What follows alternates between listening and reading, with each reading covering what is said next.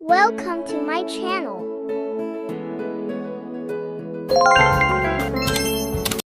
Bismillahirrahmanirrahim. Assalamualaikum warahmatullahi wabarakatuh.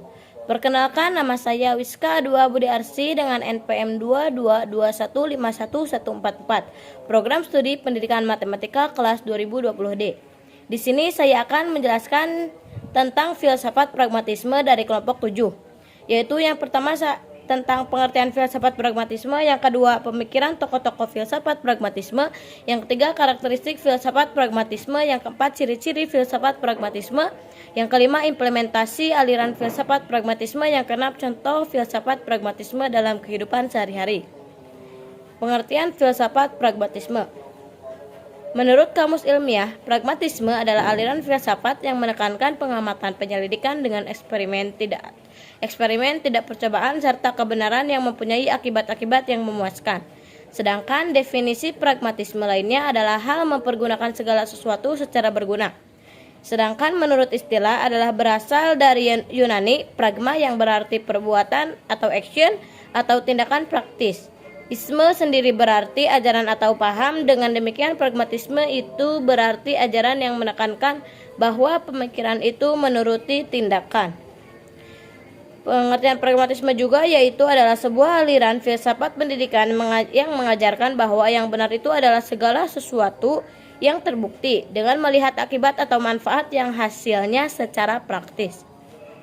Selanjutnya yaitu pemikiran tokoh-tokoh filsafat pragmatisme. Yang pertama yaitu menurut Charles Sandre Peirce tahun 1839 sampai 1914.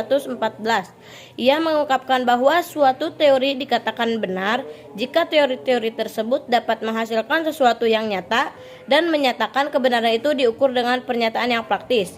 Yang kedua yaitu menurut William James tahun 1842 sampai 1910. Ia meyakini bahwa tidak ada kebenaran yang mutlak sebab pengalaman seseorang itu selalu berubah. Oleh karena itu, kebenaran terjadi akibat dari sebuah pengalaman yang pernah dialami oleh setiap individu. Selanjutnya yaitu menurut John Dewey. Menurutnya ide adalah gagasan, pikiran atau intelijen yang merupakan fondasi untuk mengatasi berbagai macam masalah kehidupan manusia.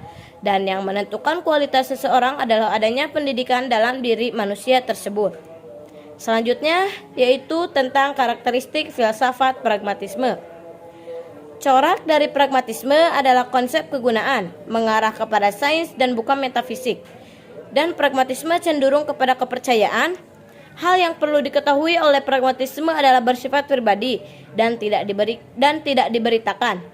Dan jika ada hal yang sangat dibutuhkan untuk diberitakan, maka harus diberitakan, akan tetapi tidak ada yang sepihak, hingga kebenaran akan selalu bersifat valid dan jujur.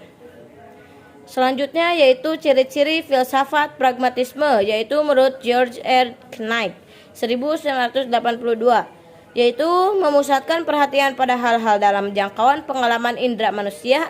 Yang kedua, apa yang dipandang benar adalah apa yang berguna atau berfungsi. Yang ketiga, manusia bertanggung jawab atas nilai-nilai dalam masyarakat. Pandangan filsafat pragmatisme terhadap berbagai komponen esensial dalam pendidikan, yaitu satu, pengalaman sebagai basis pendidikan. Yang kedua yaitu pandangan tentang peserta didik.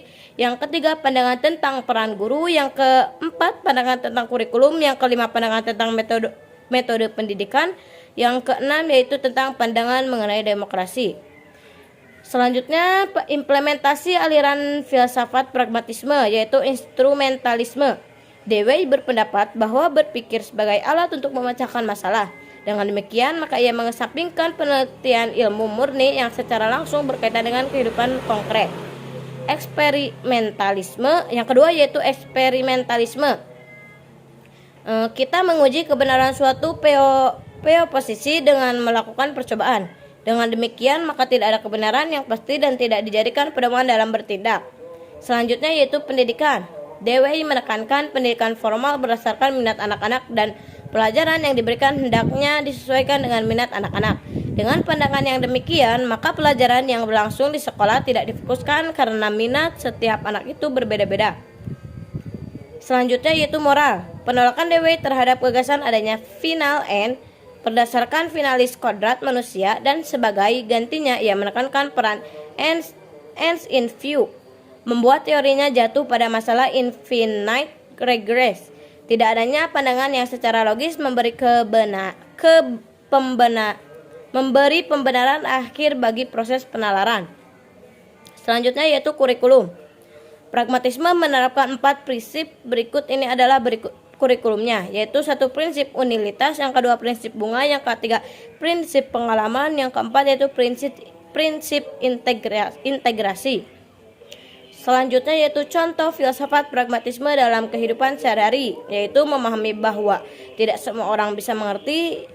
Selanjutnya jangan takut untuk tampil berbeda. Yang selanjutnya jadilah diri sendiri. Yang terakhir ingat bahwa orang lain itu sama dengan Anda.